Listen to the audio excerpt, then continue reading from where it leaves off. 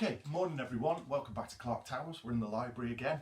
And for the second section on Inspector Calls, and for the subsequent sections, I'm going to concentrate on a different character at a time. And you can see that I've started the mind map, and I'm trying to use a colour code where we've got inferences in black, language in blue, context in red, so that we can quickly see that we're covering all of the different assessment objectives as we go through. I've started this part just to save a bit of time with the video. I can only record up to about 20 minutes at a time onto YouTube. Thank you for your work that you've put in so far. Really good, really thorough, and we're starting to think about those different assessment objectives and trying to get those into your paragraphs, which is great. So as we usually do in class, we'll talk through a mind map, and we've started, and we should start every single character really with the stage directions. Priestley really introduces us to the characters exceptionally well. Certainly those that start at the dinner table, the Birling family and Gerald, each of those gets a very interesting introduction to begin with in the stage directions. The inspector, when he arrives further on in Act 1, also gets a good introduction, so that could be your starting point if you have to talk about the inspector. But because he rises to prominence straight away, Arthur Birling is the first character that we'll look at. And I know I've asked you to do some work on Arthur Birling, so hopefully this can consolidate what you've done. And for those of you who are struggling to find some quotes, as we go through these different sessions, hopefully you'll be able to pick out some different things. I'll try and get 2 videos out a week so you can copy the mind map and do an example paragraph for each character as we go through. So, starting with Arthur Birling. Why do we start with Arthur Birling? He's the one who rises to power quickest in the play.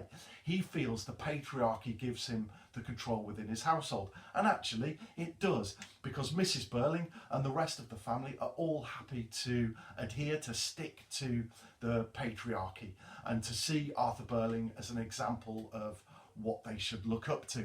Of course, Priestley feels that Arthur Birling is exactly opposite to that, and the way that he creates this character is to be an example of everything that's wrong with Edwardian society. He's portentous, an adjective meaning that he's full of his own self-importance.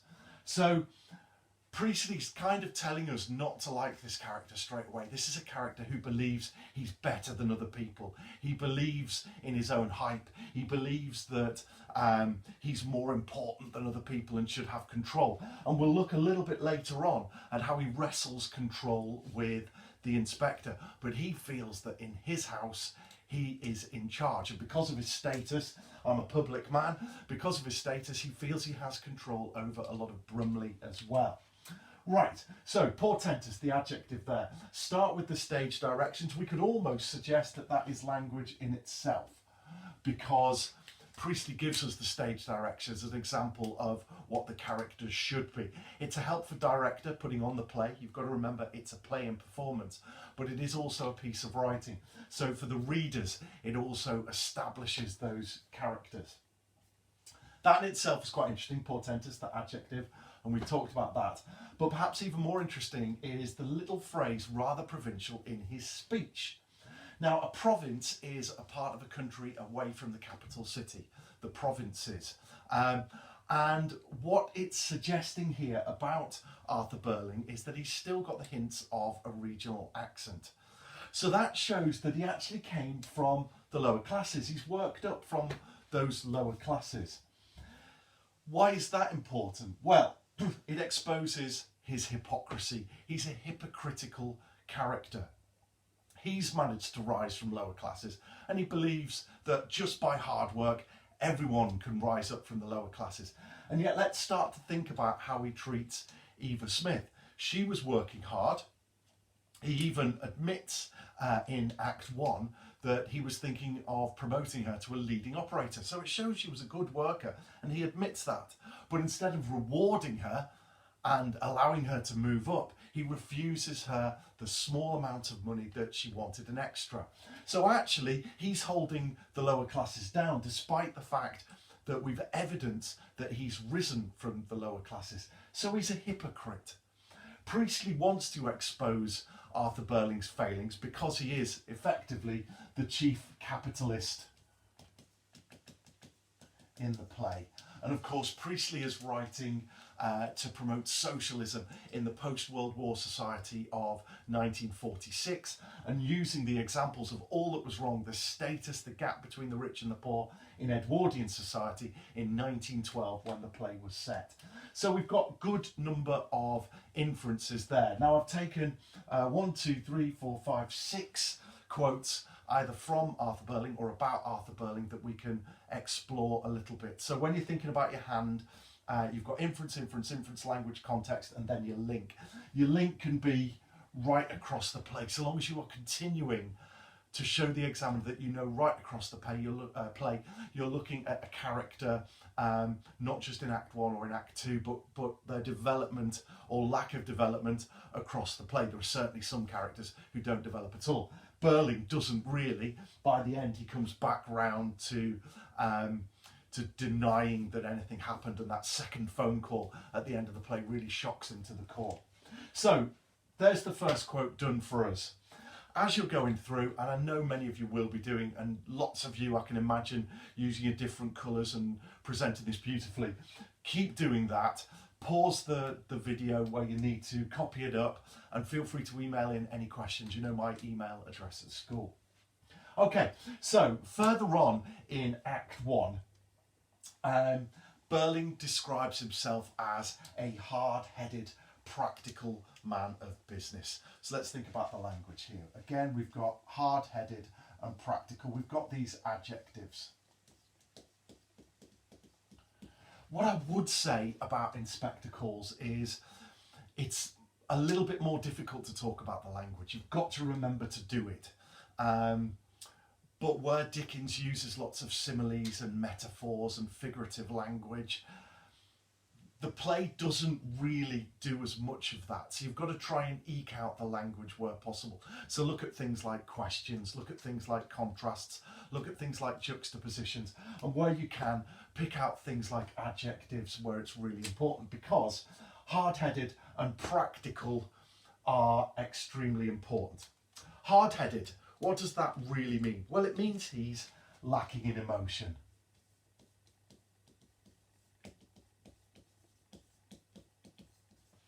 Okay, and certainly that lack of emotion allows him to just sack workers who require even a little extra money, even those like Eva Smith who were actually a good worker. So he's hard-headed. He believes he's a practical man of business. So he looks for solutions.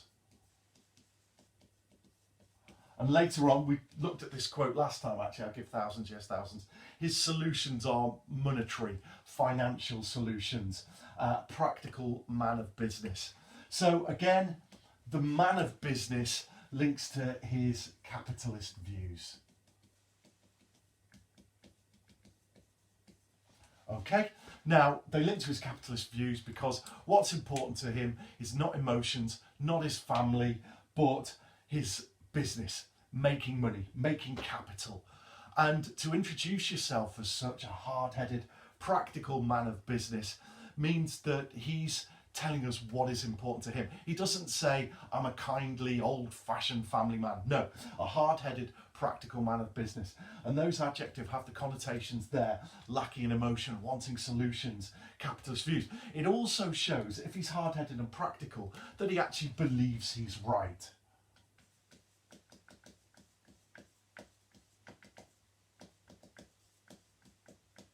And that takes us directly to the next quote. He believes that he's right in what he's doing, and yet, within the same speech, he quotes, "The Germans don't want war." And it's one of countless examples of the dramatic irony that Priestley uses. So let's go straight here to dramatic irony. Now, let's remind ourselves, dramatic irony is where the audience know more than the characters do. And of course, this would be particularly emotional for the audience at that point. The Germans don't want war. In between 1912 and 1946, there have been 2 world wars, and the audience in 1946 have just come out of 6 years of bitter conflict with Adolf Hitler's Germany. So, where Birling believes he is right, Priestley proves him to be wrong.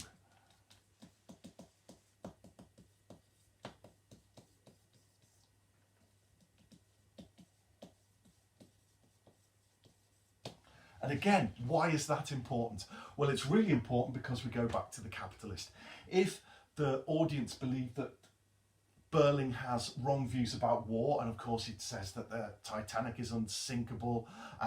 He talks about how it'll be a great time to marry in 1940, which would have been right in the middle of the Second World War. He talks about how they'll be able to squash the labour troubles that are happening. Well, all of the labour troubles in the Union led up eventually to the Wall Street crash and the Great Depression in the 20s and 30s.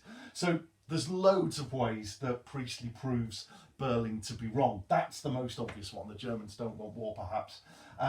Priestley proves him to be wrong. And so if he's wrong about that, the audience are likely to believe he's wrong about capitalism.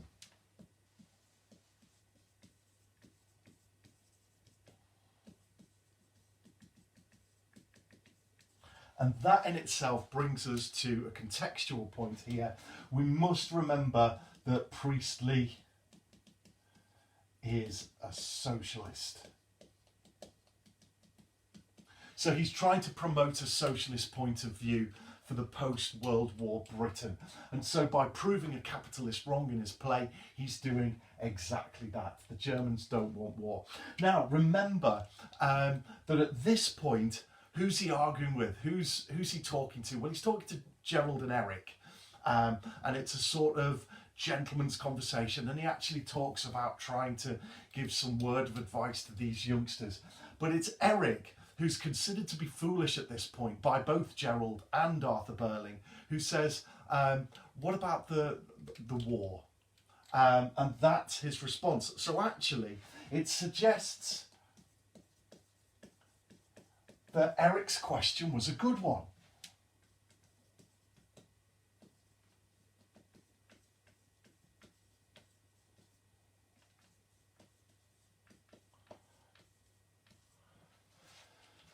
Eric has more knowledge. What about war? Oh, the Germans don't want war. And he dismisses Errol with Gerald of being rather foolish. But that has the opposite effect because Gerald and Birling look more foolish. And why is that important? Because by the end of the play, Eric actually starts to change. He realises the error of his ways, and yes, Eric has been abominable towards Eva Smith, but he's got the capacity to change. And Priestley is showing that the younger generation in particular have that capacity to change, have that capacity to make a new socialist, fairer, equal society, which is exactly what Priestley wants to do. So when Eric looks foolish, in the end it comes full circle and it's Gerald and Birling who look more foolish than Eric does. Okay, Germans don't want war. All the way through, Birling is concerned with his status. Let's remember again back to the stage directions that the Birling home is comfortable, good solid furniture of the period, but not cosy and home-like. So they're keeping up appearances, their status is important to them. Showing off their money is more important than developing relationships. So I'm a public man. What that means is that he's been the mayor, he's been an alderman, he's been on the bench, which means that he sits in law courts. So he's got status within Brumley, okay? Now this starts a real tussle and juxtaposition between Birling and the inspector. That juxtaposition and conflict between the two goes all the way through the play. Because if you think about it, we've got Birling as the highest status within his own home. And the inspector, who would have been a lower class than Birling, comes in and actually takes control. Birling would not have liked that at all. He would have resisted any opportunity for the inspector to show his power, as he does. But the inspector is very quick to come back with, I'm a public man. And his response is, public men have responsibilities as well as privileges, Mr. Birling. So here we've got that juxtaposition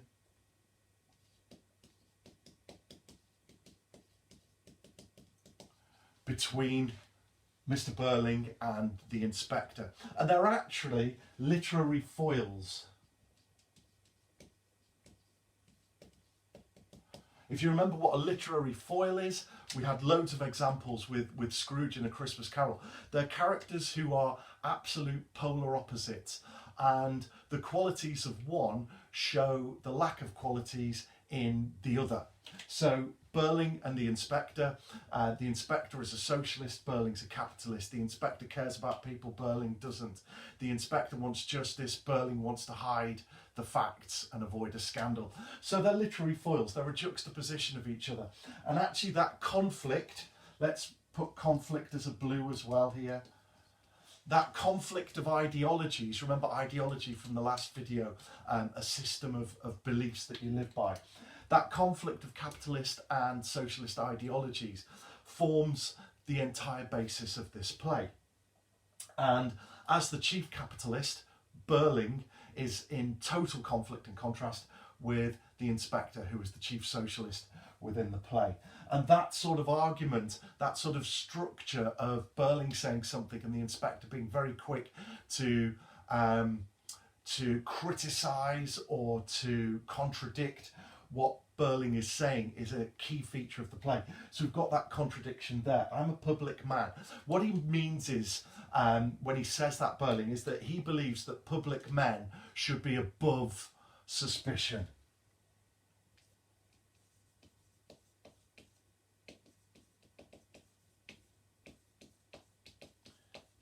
He almost believes himself to be above the law. In fact, Gerald says, well, you seem to be a nice, well-behaved family. Clearly, they're not a nice, well-behaved family as the play unravels. And he believes that as a public man, as a former mayor, as a Conservative Party member, he should be above suspicion. The inspector reminds him, public men have responsibilities as well as privileges. So he reminds him that he should be looking after the people. He should be more socialist. He should be on the side of the poorest in society, which is exactly what Priestley stands for. Okay, so let's come back to this. We won't take ages on I'd give thousands, yes, thousands. We talked about the repetition, didn't we, there?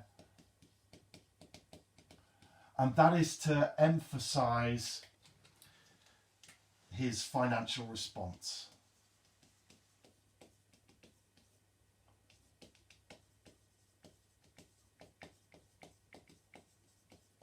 Birling believes that any problem has a financial solution.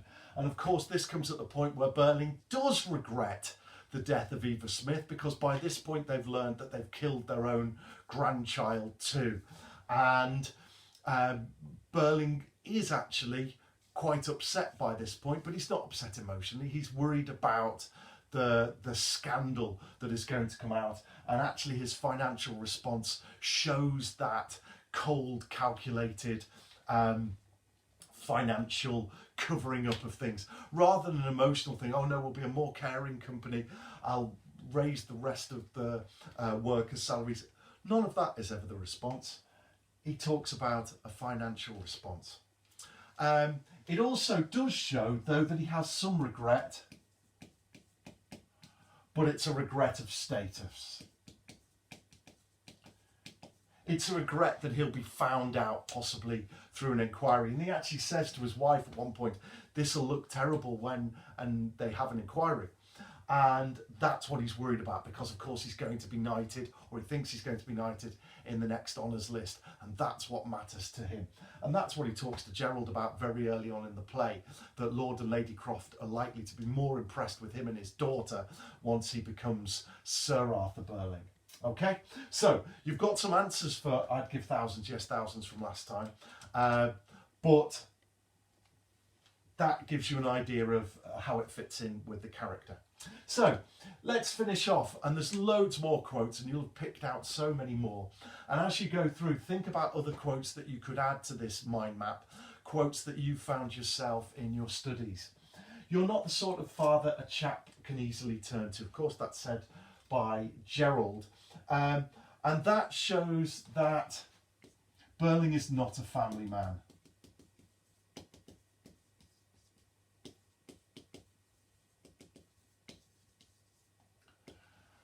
And again, this shows him to be a hypocrite. Right back when he's talking to Gerald and Eric, he says a man has to look after himself and his family too when he has one. But what does he mean by looking after his family? He means financially, not emotionally. And Birling has kept himself distant from Eric. He's not talked to him. You're not the sort of father a chap can easily turn to. And Birling's assessment from Eric here shows that lack of emotion, and it shows a lack of closeness between the two of them. And what it also shows, what Priestley is trying to show, is that what's important really are relationships.